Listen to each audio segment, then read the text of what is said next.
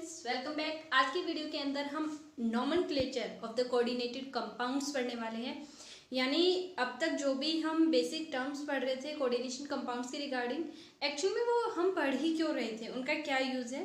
तो आज हमें जो कोऑर्डिनेशन कंपाउंड होते हैं वो लिख तो इस तरीके से देते हैं, लेकिन इनका कुछ नाम भी तो होता होगा, उसके बारे में formula writing and nomenclature of the coordination compound के बारे में बात करेंगे। तो लेट्स स्टार्ट। देखिए, मैं यहाँ पर आपको रूल्स जो है वो अलग अलग से नहीं बता रही हूँ। जब ये एग्जांपल्स हम सोल्व करेंगे तो जैसे जैसे रूल आते जाएंगे मैं आपको बताती जाऊंगी। सबसे फर्स्ट है इसके अंदर CONH3 होल 6 Cl3। अब हमें ये चीज़ पता है, ये सेंट्रल मेटल है, इसमें ये लिगेंड्स हैं और ये काउंटर आयन है। ओके, सबसे पहले जो भी कोऑर्डिनेटेड कॉम्प्लेक्स आपको दिया जाता है उसमें सेंट्रल मेटल एटम का क्या निकालना है, हमें ऑक्सीडेशन स्टेट फाइंड आउट करनी है। तो सबसे पहले आप इसके ऑक्सीडेशन स्टेट फाइंड आउट कीजिए यहाँ पर। और ये सिर्फ तभी पॉसिबल है जब आपने लिगेंड्स को अच्छी तरीके से याद किया होगा और आपको ये पता होगा कि किस लिगेंड के ऊपर किस तरीके का चार्ज प्रेजेंट है। जैसे इस केस के अंदर CONH3 होल 6 Cl3 अगर हम ले रहे हैं तो जो अमाइन है यहाँ पर एज ए लिगेंड जो यूज कर रहे हैं हम, ये न्यूट्रल लिगेंड होता है, इसके ऊपर किसी भी तरीके का कोई चार्ज प्रेजेंट नहीं है। यानी ये पूरा तो जीरो हो गया, इसे x कंसीडर कर लिया हमने, और ये पूरी टर्म हो गई जीरो। प्लस एक क्लोरीन पे -1 चार्ज होता है तो 3 पे कितना हो जाएगा -3 इज इक्वल टू जीरो। अगर ये -3 इस साइड आएगा तो कितना हो जाएगा +3। यानी जो कोबाल्ट है यहाँ पर वो कितनी ऑक्सीडेशन स्टेट के अंदर प्रेजेंट रहेगी, +3 ऑक्सीडेशन स्टेट के अंदर प्रेजेंट रहेगी। बिना ऑक्सीडेशन स्टेट फाइंड आउट किए आप किसी भी कंपाउंड को, किसी भी कॉम्प्लेक्स को सॉल्व नहीं कर पाएंगे। तो सबसे पहले ऑक्सीडेशन स्टेट निकालनी आनी चाहिए आपको। सेकेंडली, अब देखिए इसके अंदर हमने ये फाइंड आउट कर लिया कि +3 ऑक्सीडेशन स्टेट के अंदर हमारी मेटल प्रेजेंट है। अब नॉमेनक्लेचर स्टार्ट करेंगे। लिगेंड कितने हैं, 6 टाइम दिए हुए हैं। स्मॉल लेटर से लिखना शुरू करेंगे, कभी भी इसमें कैपिटल लेटर का यूज नहीं करेंगे। 6 के लिए हेक्सा अमाइन। अमाइन क्यों लिख रहे हैं हम, अमोनिया जो होता है जब as a ligand coordination compounds के अंदर यूज किया जाता है तो इसे अमाइन के नाम से जाने जाता है। इसी तरीके से जो क्लोरीन है वो क्लोरिडो के नाम से जाना जाएगा, जो फ्लोरीन है वो फ्लोरिडो के नाम से, और जो वाटर है H2O है ये एक्वा के नाम से। इस तरीके से इनके स्पेसिफिक नेम होते हैं जो टेबल के अंदर आपने पढ़े होंगे। तो हेक्सा अमाइन ये हमने लिख लिए जो हमारे लिगेंड्स थे वो। इसके बाद मेटल, कौन सी मेटल है, कोबाल्ट। कोबाल्ट। अब इसकी ऑक्सीडेशन स्टेट लिखेंगे रोमन के अंदर, 3 आई हुई है तो 3 लिखेंगे यहाँ पर, और फिर लिखेंगे काउंटर आयन जो कि क्या है, chloride. Okay, hexa amine cobalt third chloride is the correct nomenclature of the given compound. Clear, इस तरीके से करना है। अब देखिए एक चीज और भी यहाँ पे आपको बताएं, Cl3 लिखा हुआ है काउंटर आयन में, इसका मतलब क्या है, इस कॉम्प्लेक्स के ऊपर कैसा चार्ज रहा होगा, यहाँ पे +3 चार्ज रहा होगा, जिसे बैलेंस करने के लिए 3 Cl नेगेटिव आके अटैच हुए होंगे। अगर हमेशा कॉम्प्लेक्स के ऊपर प्लस चार्ज है उस टाइम पे हम मेटल को एज इट इज लिखेंगे, कोबाल्ट है या फिर क्रोमियम है, आयरन है, जो भी चीज़ है। लेकिन अगर जो हमारा कोऑर्डिनेटेड कॉम्प्लेक्स आयन जो होगा वो नेगेटिवली चार्ज होगा तो उस टाइम पे हम मेटल के पीछे ATE वर्ड और अटैच करेंगे। कौन सा वर्ड अटैच कर देंगे, ATE। ठीक है, तो ATE वर्ड लगाते ही हमें पता चल जाएगा कि जो हमारा कंपाउंड था वो किस तरीके का चार्ज था, उसके ऊपर नेगेटिव चार्ज रहा होगा। लेकिन यहाँ लगाने की जरूरत नहीं है क्योंकि काउंटर आयन नेगेटिवली चार्ज है, इसका मतलब जो कॉम्प्लेक्स आयन है वो पॉजिटिवली चार्ज रहा होगा। सेकेंड एग्जाम्पल देखते हैं इसी तरीके से। अब यहाँ भी हमें कॉपर की ऑक्सीडेशन स्टेट निकालनी है। सबसे पहले अमाइन जो है वो न्यूट्रल लिगेंड होता है तो ये तो कंप्लीट जीरो हो जाएगा। सिर्फ SO4 जो है इसके ऊपर रहता है 2 negative charge, x - 2 is equal to zero हो गया। कॉपर के लिए x ये तो जीरो है इसलिए मैंने नहीं लिखा, और सल्फेट के ऊपर कितना चार्ज है, -2 इक्वल टू जीरो। ये इस साइड आएगा तो क्या हो जाएगा, x इज इक्वल टू +2। यानी कॉपर कितनी ऑक्सीडेशन स्टेट के अंदर प्रेजेंट है, यहाँ पर +2 ऑक्सीडेशन स्टेट के अंदर प्रेजेंट है। तो हम लिखेंगे 4 अमाइन है तो 4 के लिए टेट्रा अमाइन। AMMINE होता है जो अमाइन है, लिखने में गलती मत करना, कहीं सिंगल M लगा दो। किसी भी लेटर लेटर के बीच में स्पेस नहीं देंगे, एक साथ ही अटैच करके लिखना होता है। जैसे कि यहाँ पे लिखा हुआ है, स्पेलिंग देखने में अगर कोई देखे तो लगता है इतनी लंबी स्पेलिंग है, कैसे याद करेंगे, ये तो क्या बना के दे दिया। लेकिन एक्चुअल में जब हम सॉल्व करते हैं तो हमें पता रहता है कि हेक्सा वर्ड अलग है इसमें। हेक्सा का मतलब 6 है, अमाइन का मतलब यहाँ पर हमने लिगेन लिया है और ये मेटल एटम है, हमें पता है। लेकिन हम इसके अंदर बीच में स्पेस नहीं देंगे, लिखेंगे एक दूसरे के साथ अटैच फॉर्म के अंदर ही। तो टेट्रा अमाइन, अब मेटल कौन सी है हमारी, copper, copper oxidation state Roman के अंदर, and then counter ion, counter ion क्या है यहाँ पे, सल्फेट। ओके, तो ये बन गया हमारा सेकंड नोमेनक्लेचर, जो सेकंड एग्जांपल लिया है। इसके बाद बात करते हैं हम थर्ड की। अब देखिए इसमें काउंटर आयन आगे दिया हुआ है, इसका मतलब क्या है कि इस कंपाउंड के ऊपर नेगेटिव चार्ज रहा होगा, जिस वजह से जो काउंटर आयन है वो कैसा है, मेटेलिक दे रखा है, पॉजिटिव दिया हुआ है। तो जो आगे काउंटर आयन दिया हुआ होता है इसका मतलब है कॉम्प्लेक्स नेगेटिवली चार्ज है, अगर पीछे काउंटर आयन दिया हुआ है इसका मतलब कॉम्प्लेक्स पॉजिटिवली चार्ज्ड है। तो सबसे पहले हम आयरन की यहाँ पर ऑक्सीडेशन स्टेट फाइंड आउट करेंगे। तो यहाँ पर C2O4 होल थ्राइस दे रखा है, ये ऑक्जेलेटोलिगेन है, जो ऑक्जेलिक एसिड होता है ना उससे बना होता है ये ऑक्जेलेटोलिगेन। बाइडेंटेट होता है, 3 बार ले रखा है, 6 बॉन्ड बनाएगा टोटल ये। तो सबसे पहले यहाँ पे पोटेशियम 3 टाइम दे रखा है, एक पोटेशियम के ऊपर +1 चार्ज होता है तो 3 पे कितना हो जाएगा, +3, आयरन के लिए X।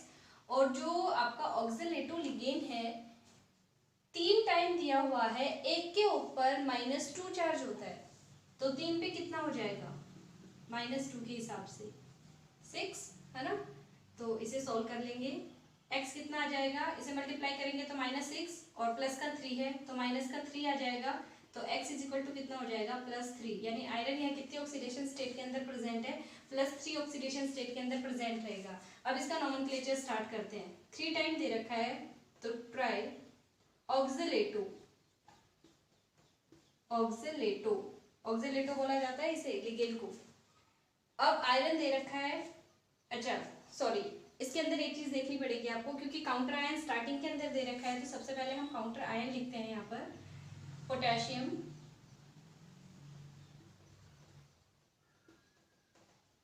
ओके। फिर एक लेटर का स्पेस देंगे पोटेशियम के बाद, क्योंकि ये काउंटर आयन था। इसके बाद लिखेंगे ट्राई ऑक्जेलेटो। आयरन के लिए हम फेरिक वर्ड यूज करें यहाँ पर, लेकिन क्योंकि कंपाउंड हमारा नेगेटिवली चार्ज हो गया यहाँ पर, तो आयरन के पीछे क्या लगाना है हमें, ATE, तो फेरिक लिखते हैं, फेरेट कर देंगे, फेरेट। ऑक्सीडेशन स्टेट कितनी है, 3, दैट्स इट। ये हमारा कंपाउंड जो है उसका नोमेनक्लेचर कर दिया हमने। इसी तरीके से नेक्स्ट, अब इसमें भी हमें क्रोमियम की ऑक्सीडेशन स्टेट निकालनी है। EN जो होता है इथाइलिन डाइअमाइन या इथेन 1,2 डाइअमाइन के नाम से जाना जाता है इसे। अब इसके अंदर क्या रहेगा, ये न्यूट्रल लिगेंड है तो ये तो पूरा 0 हो गया, सिर्फ X ये पूरा 0 है, प्लस -3 लिख देती हूँ डायरेक्ट, इज इक्वल टू 0, तो X इज इक्वल टू कितना आ जाएगा, +3।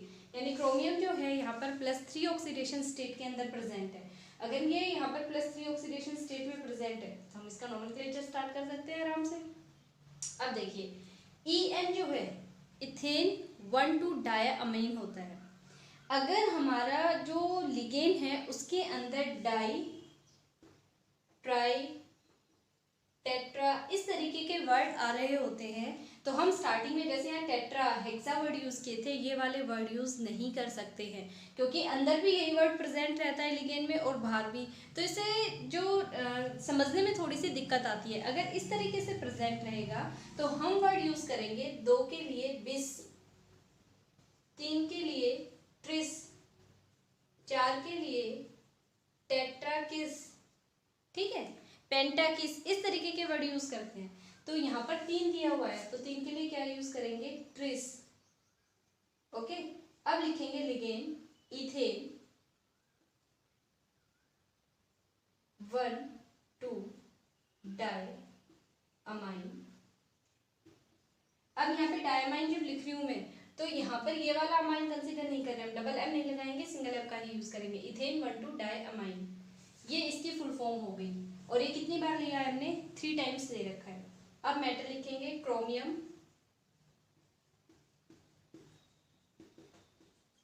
ऑक्सीडेशन स्टेट कितनी है 3, और काउंटर आयन क्या है क्लोराइड। ये है इसका करेक्ट जो नॉमेनक्लेचर है वो। तो इस तरीके से लिखेंगे, हर एक के अंदर कुछ ना कुछ थोड़ा थोड़ा नया बताया जा रहा है आपको, ध्यान से एक बार में नहीं तो 2 बार 3 बार 4 बार में रिपीट करके देखें, उसके बाद आपको ये नॉमेनक्लेचर आ जाएगा। बहुत इंपॉर्टेंट है, इसके ऊपर क्वेश्चंस आते हैं। अब नेक्स्ट है, दिखने में इजी लग रहा है बिल्कुल और है भी इजी।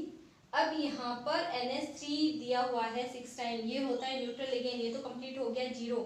तो जो यहाँ पे चार्ज होता है वो ही क्या कंसीडर करना पड़ेगा हमें, मेटल की ऑक्सीडेशन स्टेट। देखिए अगर मैं ऐसे लिखती हूँ x, क्रोमियम को x कंसीडर किया, प्लस ये पूरा तो 0 हो गया, इज इक्वल टू कॉम्प्लेक्स पे चार्ज कितना था +3, तो x इज इक्वल टू कितना आ जाएगा, डायरेक्टली +3 आ रहा है। तो क्रोमियम यहाँ +3 ऑक्सीडेशन स्टेट के अंदर प्रेजेंट है। अब ये आयनिक फॉर्म के अंदर दे रखा है, काउंटर आयन तो लगाया ही नहीं, डायरेक्ट आयन के फॉर्म में दे रखा है, 3 पॉजिटिव चार्ज दिखा रखा है यहाँ पे। तो हम यहाँ पे लिखेंगे हेक्साअमाइन, डबल एम आएगा, हेक्साअमाइन क्रोमियम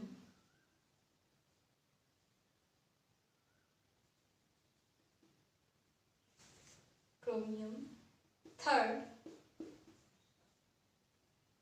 अब क्योंकि यहाँ पे काउंटर आयन तो है नहीं लिखने के लिए, ना स्टार्टिंग में लगाया ना लास्ट में लगा रहे हैं, लेकिन ये आयन फॉर्म के अंदर है तो आपको पीछे आयन वर्ड लिखना पड़ेगा, हेक्साअमाइन क्रोमियम थर्ड आयन। क्योंकि हमारा कॉम्प्लेक्स यहाँ पॉजिटिवली चार्ज है तो मैंने सिर्फ क्रोमियम लिखा है, अगर यहाँ पे मान लो मैं 3 नेगेटिव लिख देती तो क्रोमेट थर्ड आयन लिखना पड़ता। ओके, तो इस चीज का ध्यान रखेंगे। अब देखिए इसके अंदर अब तक हमने जितने भी एग्जाम्पल किए उन सब में सेम टाइप के लिगेंड प्रेजेंट थे। ओके, होमोलैप्टिक टाइप के थे, हेट्रोलैप्टिक नहीं आया था। इसमें मोर देन 1 टाइप के लिगेंड प्रेजेंट है। 6 अगर लिगेंड अटैच है तो 6 के 6 भी अलग हो सकते हैं, 2 हैं वो भी अलग अलग हो सकते हैं, 3 भी हो सकते हैं, कितने भी हो सकते हैं। तो सबसे पहले तो हमें कुछ नहीं करना, अपने जो रूल हम एक बार पढ़ चुके हैं वो कभी भी चेंज नहीं होंगे। सबसे पहले हमें ऑक्सीडेशन स्टेट निकालनी है क्रोमियम की।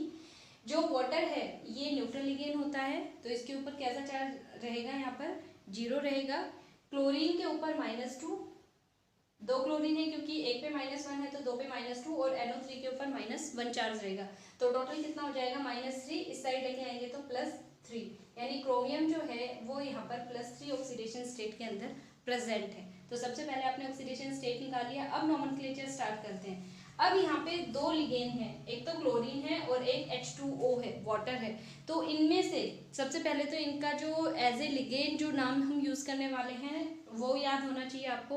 उसके बाद अगर इस तरीके से बहुत सारे लिगेंड्स अटैच किए हुए हों सेंट्रल मेटल के साथ में, तो आपको ध्यान रखना है कि हम उस लिगेंड को पहले लिखेंगे जो अल्फाबेटिकली पहले आ रहा होगा। जैसे क्लोरीन की स्पेलिंग क्लोरिडो बोलते हैं, इसे C से स्टार्ट होती है, और H2O वाटर जो है इसे एक्वा बोला जाता है जब ये लिगेंड फॉर्म में होता है, तो इसकी स्पेलिंग A से स्टार्ट हो रही है। तो कौन सा पहले लिखा जाएगा, एक्वा पहले लिखा जाएगा। तो हम यहाँ पे लिखेंगे टेट्रा एक्वा डाइक्लोरिडो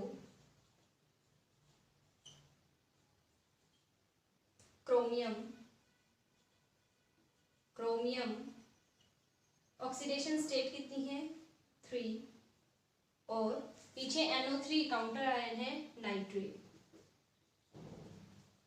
ओके, ये स्मॉल ही है, इसे कैपिटल मत कंसीडर करना, ये सारे स्मॉल हैं। तो tetra aqua डाइक्लोरिडो chromium third nitrate, ये हो गया इसका करेक्ट IUPAC नॉमेनक्लेचर जो कोऑर्डिनेशन कंपाउंड का होता है। अगर ये दिया हुआ है तो हमें ये बनाना आना चाहिए, अगर ये दे रखे हैं तो उनसे इनकी नेमिंग आनी चाहिए। आई थिंक जो एग्जांपल्स थे मैंने आपको करवा दिए हैं, इनके अलावा कुछ एक जो ब्रिजिंग टाइप के होते हैं वो, और जिनके अंदर कैटायन और एनायन दोनों कॉम्प्लेक्स फॉर्म के अंदर होते हैं, वो एग्जांपल्स मैंने अभी छोड़े हैं, तो आप इन्हें अच्छे से करेंगे। आपकी बुक में बहुत सारे एग्जांपल्स दिए हुए हैं, उनके ऊपर प्रैक्टिस करें और सॉल्व करके बताएं। 2 जो एग्जांपल हैं वो मैं यहाँ पर लिख ली हूँ आप लोगों के लिए, तो वो आपको सोल्व करके मुझे बताने हैं। देखिए यहाँ पर 2 एग्जाम्पल लिखे हैं मैंने। एक तो प्लेटिनम मेटल के रिगार्डिंग है, इसमें काउंटर आयन पॉजिटिवली चार्ज रहेगा आपका, पोटेशियम है, और 2 लिगेन है यहाँ पर, एक तो अमाइन है और दूसरा क्लोरिडो है। सेकंड जो एग्जांपल है इसके अंदर कोबाल्ट जो है वो सेंट्रल मेटल है, अमाइन लिगेन है, एक्वा है, प्रोमिडो है, 3 है। अल्फाबेटिकली आप देखेंगे।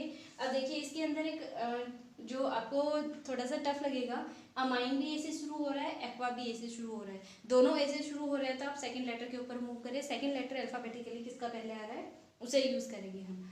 इसके बाद है NO3 जो भी काउंटर आयन दिया हुआ होता है, चाहे वो कितने भी नंबर में दिया हुआ हो, वो सिर्फ सेंट्रल मेटल की ऑक्सीडेशन स्टेट निकालने में तो हेल्प करवाएगा जितने भी नंबर में दे रखा है, लेकिन जब भी आप उसे एज ए काउंटर आयन जब नेमिंग करते हैं तब लिखेंगे, तो जितने भी डिजिट दिए हुए वो हमें लगाने की जरूरत नहीं होती है, डायरेक्ट हमें लिखना होगा यहाँ पर कि नाइट्रेट आयन दे रखा है ओनली।